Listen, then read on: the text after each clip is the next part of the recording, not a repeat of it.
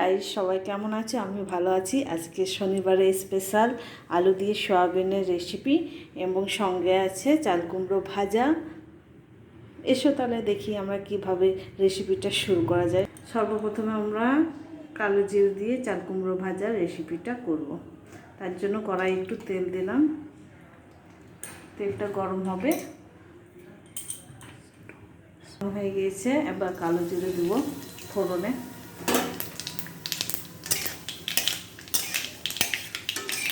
কেটে রাখা চাল কুমড়োটা দিয়ে দেবো।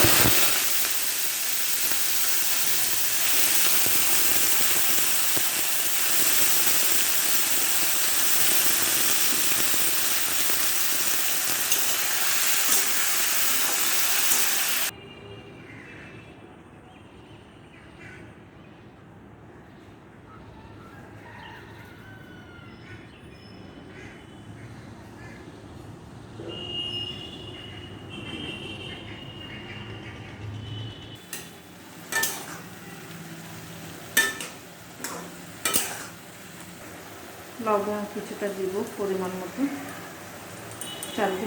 চাল কুমড়ো থেকে জল ছাড়ছে, দেখতে পাচ্ছেন কত সুন্দর জল ছাড়ছে। হলুদ দেব,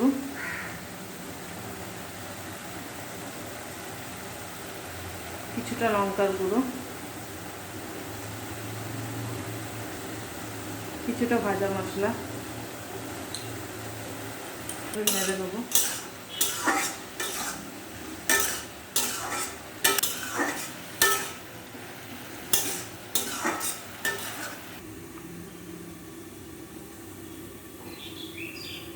গরম জলে আমরা সয়াবিনটা ভিজতে দিয়েছিলাম, দেখুন কত সুন্দর ফুলে উঠেছে।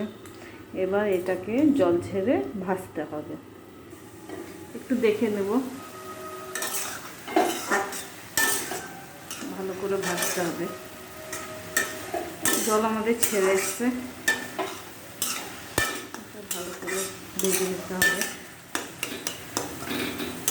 আমাদের ভাজা কমপ্লিট, এবার আমরা নামিয়ে নেব বাটিতে।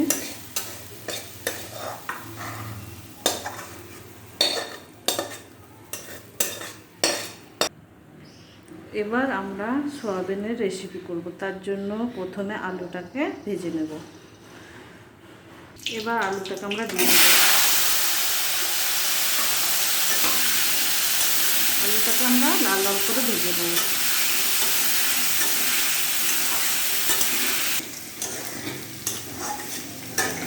এগুলো আমাদের লাল লাল করে ভেজে নিয়েছি, এবার নামিয়ে দেবো। এবার সয়াবিনগুলোকে ভেজে নেব।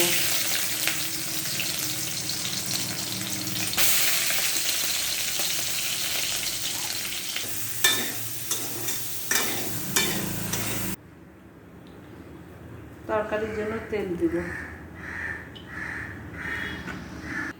তেল গরম হয়ে গেছে, তেজপাতা দিলাম, পেঁয়াজ লঙ্কা দিব।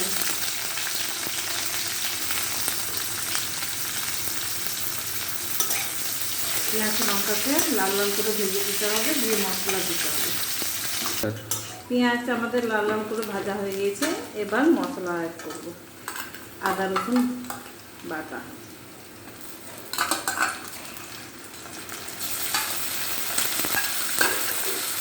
মশলাকে ভালো করে নেড়ে নেব। জিরে গুঁড়ো, লঙ্কার গুঁড়ো,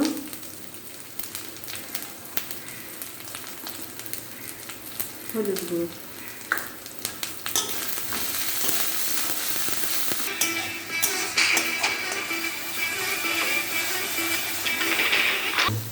ভেজে রাখা আলু দিয়ে দেবো।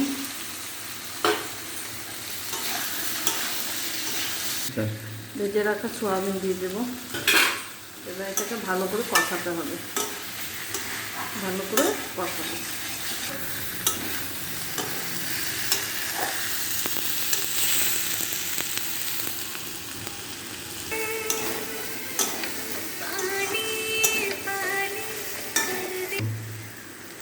লবণ অ্যাড করব।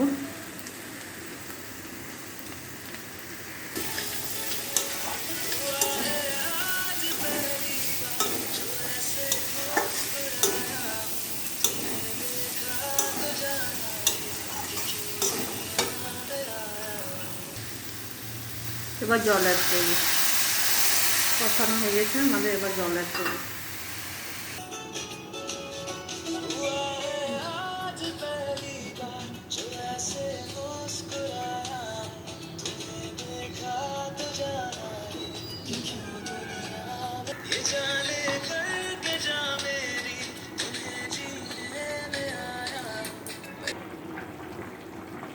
আমাদের সয়াবিনের ঝোল রেডি। আমরা এখন গরম মশলা অ্যাড করবো নামাবার আগে।